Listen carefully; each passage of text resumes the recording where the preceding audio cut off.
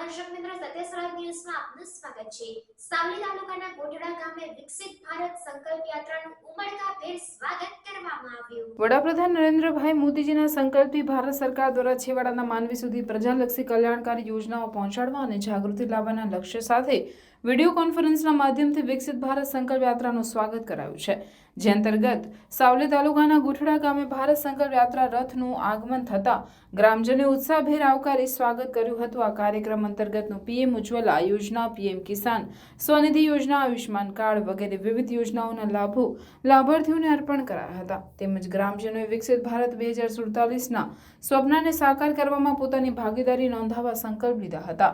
છેવાડાના લાભાર્થી સુધી સરકારની વણથંભી વિકાસ યાત્રા અંતર્ગત વિકસિત ભારતના સંકલ્પ સાથે પ્રજા કલ્યાણલક્ષી યોજનાઓની જનજાગૃતિ કેળવી માહિતગાર કર્યા હતા। આ પ્રસંગે જિલ્લા પંચાયત, જિલ્લા તાલુકા પંચાયતના સભ્યો, સંગઠનના હોદ્દેદારો, અન્ય ચૂંટાયેલા સભ્યો, સરકારના ચૂંટાયેલા પ્રતિનિધિઓ, કાર્યકર્તાઓ, વહીવટી અધિકારી, કર્મચારીઓ, અન્ય મહાનુભાવો અને ખૂબ જ મોટી સંખ્યામાં ગ્રામજનો તથા લાભાર્થીઓ ઉપસ્થિત રહ્યા હતા।